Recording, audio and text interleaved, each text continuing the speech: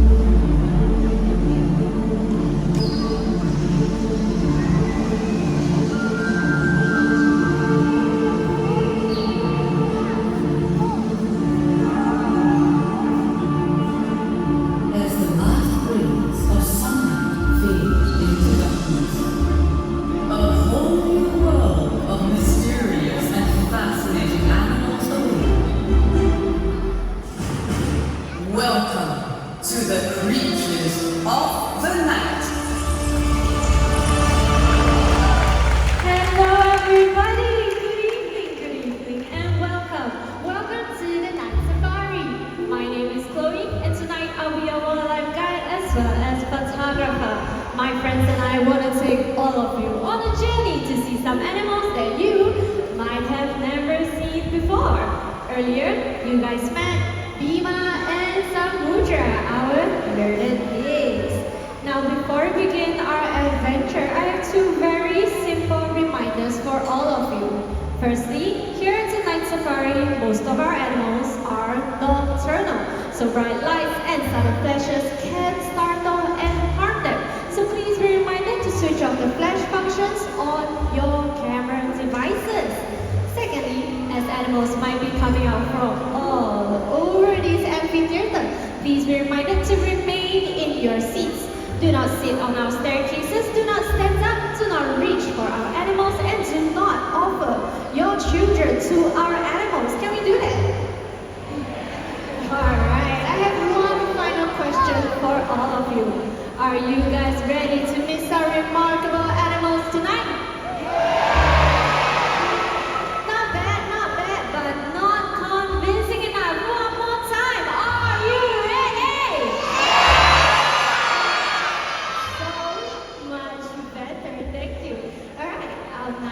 Just begun. What else is in store for us on our nocturnal adventure? Let's go.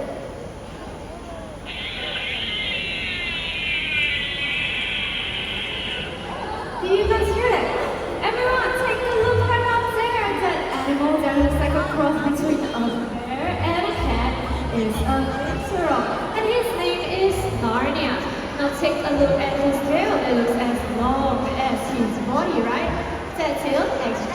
the fifth limb, and he reached for tasty fruits and treats. Just like that, well done, Narnia. Everyone round of applause for Narnia. Good job. Now, binturongs just like Narnia can be found all over the dense tropical rainforest all over South and Southeast Asia. But sadly, their population is declining.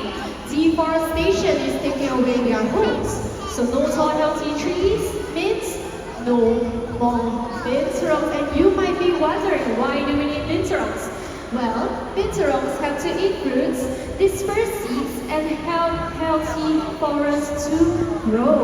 So let's not lose one of Asia's most beautiful animals, shall we? Come on, Narnia, let's head home. Let me guide you back home. Good job, Narnia. Home is that way. Bye-bye. Bye-bye. Okay, he's a little bit very excited today to see all of you. And I guess he wanted a second look. Now, female binturongs are 20% larger than their male binturongs. So, if you do head down to the leopard trail, do take note and see which is bigger. Just in case you guys missed that really cool tail behavior, don't worry, I got a video. Now, binturongs can weigh up to 15 kilograms, so that is a very strong tail. Now, if you think, like I said, you'd like to check out more binturongs, do head down to the leopard trail and see. You can spot these very elusive creatures in the dark. And here is something to do. Just take a whiff, because they're said to either smell like butter popcorn or pandan leaves. Narnia has finally hit home. Let's take our adventure and let's take it to the skies. Do you know what's making that sound? That's right, it's a familiar call of an owl.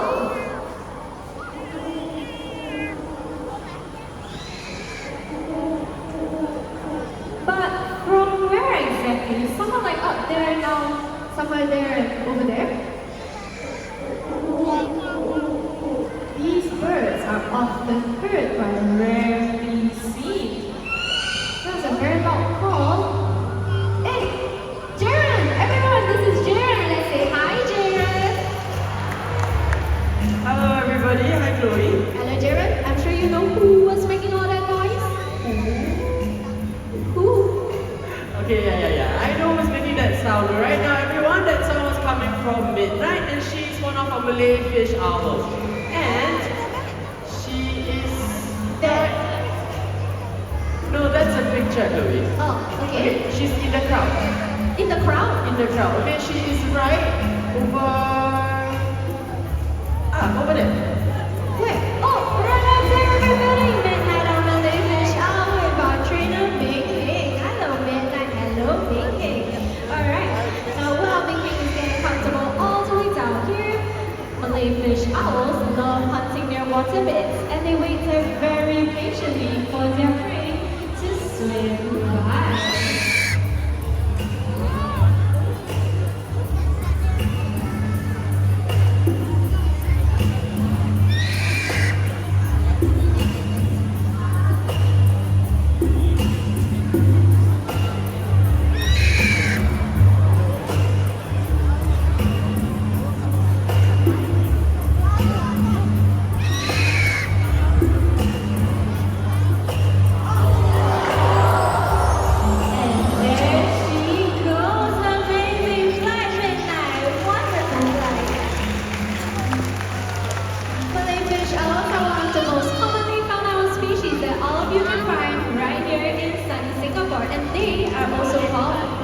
Fish owls, is that right, Janet? That's right, Chloe. You know, my favorite part about owls are actually their wingtips, because they are super soft. So soft that when they fly, the prey that they hunt will never hear them coming.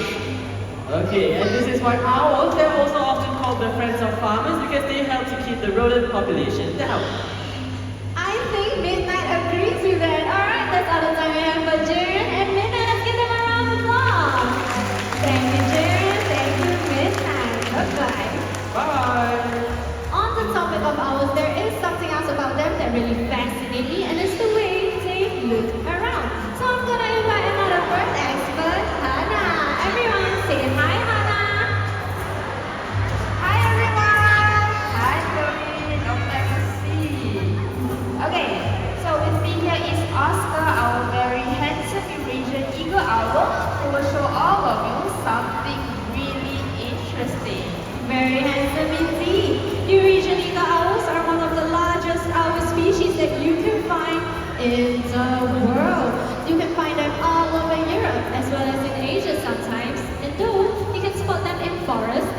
mountains hunting, you can now spot them in cities where they hunt for rodents in landfills. Is that right, Hannah? You are right. And here's a fact about owls. Owls have fixed eye sockets, which means they can look up and down or left to right, like we can. So, they rotate their heads to a certain degree. Rotate their heads. Alright, everybody, I got a question to ask you, okay? And if you know the answer, just shout it out loud. Don't be shy, okay? So how many degrees do all of you think an owl can rotate his head? Shout the answers. 360, 217, any other answers? 270. 180, someone scream louder.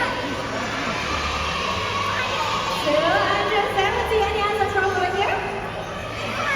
360, okay. Hannah, we got many different answers. 360, 270, 100, 180, I don't know, many numbers.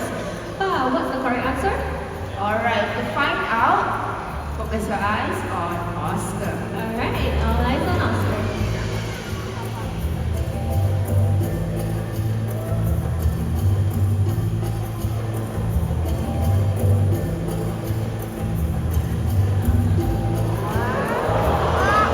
Oh, did you guys catch that? Hannah, I think it was a little bit too fast. Do you want to see it one more time? One more time, please. Alright.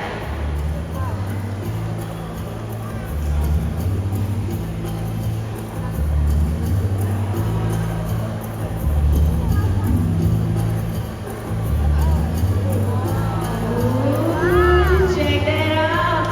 Okay. Who said 270 degrees? Raise your hands. Everybody, give them a round of applause. Well done. The correct answer is indeed 270 degrees.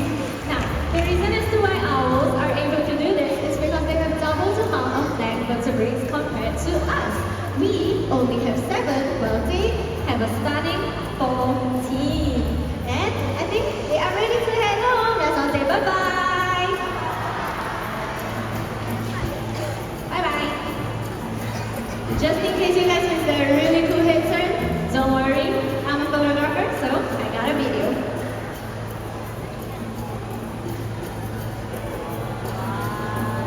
Check that out. Really cool, right? Such an amazing creature. Okay, we have been in Asia all this time. Let's take a short trip, shall we?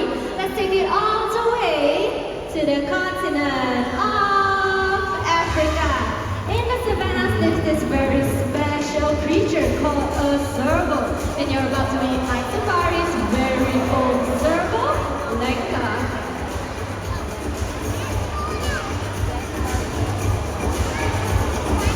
And there he is, everyone. He's reaching deep into those stars with his super long paws, looking for something delicious to eat. Servals are also able to catch birds in flight, just like that. Well done, Lenka. Now, everything about a serval is extraordinary. They have extra long legs, extra long ears, and extra large ears. Such a magnificent creature, right? Alright. Here's my next friend, okay? He comes from Africa as well. He is really small, a very handsome creature. Okay, that is not my friend. Okay, don't worry. He's small. He doesn't sound like this. Lenka? Okay, everyone just remain in your seats.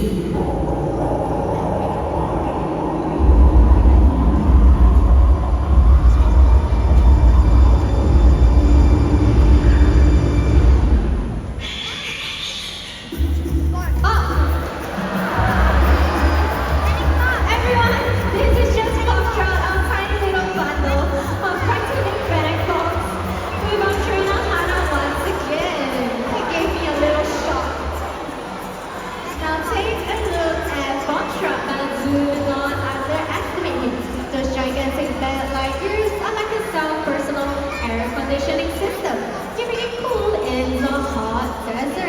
They are also very fast and very agile moving little creatures, being able to jump, leap, and change directions very quickly, making it very difficult for predators to catch them. However, Foxtrot is an extremely calm boy, so let's all imagine that this is going faster than it should be, and he has found something delicious to eat. Now, fennec foxes are omnivorous animals, so they eat a variety of food, ranging from meat, vegetables, and even insects. Is it yummy, Foxtrot? Yes? Alright, check out his extremely amazing weaving behavior. Let's go. He's still foraging. Now, fennec foxes are part of the canine family, so his sense of smell is super sensitive. And you might have smelled the pigs that were on stage before him. Check it out. Well done, Foxtrot. Alright, Foxtrot. Now, fennec foxes also have very long, sharp It's over here. Have very long, sharp. Over here. Here. Thank you. Fennec foxes have very long, sharp, curved claws, which helps them to really quickly spot their prey deep underground. And because their ears are so gigantic, right? He's able to hear his prey deep underground as well. Now, like I said, do not underestimate them because sometimes they even hunt predators like snakes. And it looks like they are ready to head home. Let's all give Foxtrot and Hannah a round of applause. Well done, Foxtrot. Thank you, Hannah. Very cheeky, playful boy. Bye-bye. Amazing, right? Now, that is exactly the problem. Because of his shape and his size, they are caught, kept in tiny little cages, and then sold into the international pet trade. They are often treated like domestic cats and dogs, but they are not pets. They are wild animals. So let's keep them wild, shall we? Alright, our short trip to Africa has ended. Let's head back to Asia, shall we? Guess my next friend. Here is the first clue. My next friend is black and he is white. What animal is black and white? Zebra, panda. Oh, you all have been here before, huh? Okay, here's the second clue for everyone that doesn't know, okay? He makes this sound. Now that's the sound of rattling quills, and they do this when they're alarmed or irritated. Any other guesses? Snake. One more clue. He's spiky all over. Porcupine, everybody give those children a round of applause. Well done. Everyone. This is Indra, a very handsome Indian crested porcupine. Excuse me, I am here. Indra, come into the light. I think what I have is yummier than a dried leaf. Indra, here you go. Why does he want to eat dried leaves? Excuse me, sir. I'm right here. Thank you. Please come into the light. There is many people that would like to see you. Okay. Now, if you take a look at his quills, they are very gigantic and very intimidating, right? But just in a few moments, he's gonna show you guys something very cool. Excuse me, sir. I think this show is about 20 minutes. Oh, hello, Jared. Are you here to assist me? Alright. Now, there are a variety of porcupine species, so if you're interested in porcupines, do head down to the new Pangolin Trail to see if you can spot more of them, alright? Finally, thank you so much, mister. Let's go. Let's show everybody what your very cool quills can do. Hello? Let's go. Jared! Alright, come on. Collapsible quills! Thank you so much for showing everybody what you can do, mister. Now, these collapsible quills help them shelter in burrows and logs during the hot days in the summer. They're also one of the largest rodent species that all of you can find them that is really similar to us, which is in their quills. Their quills are made out of keratin, and keratin can be found in our hair as well as our fingernails. Please take your time. Goodbye. There is a myth about porcupines being able to shoot out their quills. That is actually false. If you take a look at the back of his quills, just right above his feet, those are the sharpest parts of his quills. And to attack, he'll just back really quickly, poking his enemy. Are you ready to head home? Okay, bye-bye. Bye-bye. Thank you so much, Indra. Everybody loved looking at you. And you're ready to head home. Bye-bye, Indra. Bye-bye, Jared. Very cheeky tonight. Walking through the night safari, you will meet a vast array of animals. But some you hear before you see them. Listen, everyone.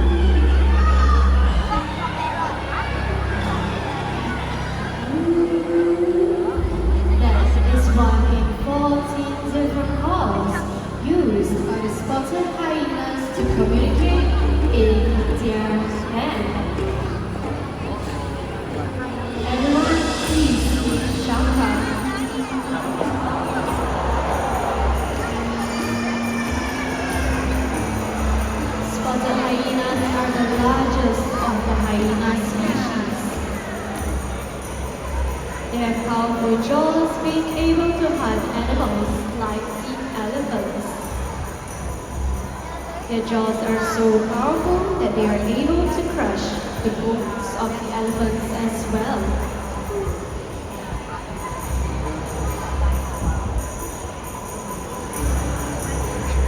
Hyenas, they still face a single threat, and it is us, humans. If we take our more land, then we will be poisoned, hunted, and killed. But let's remember that they deserve our protection and respect. Tonight, we have met so many beautiful and charismatic animals, but there are so many more that we and our future generation may never get to see again.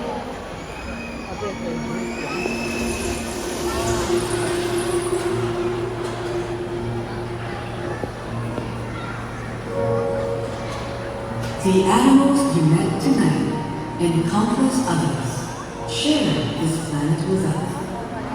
They take what they know and live in harmony with nature. We humans must learn to do the same.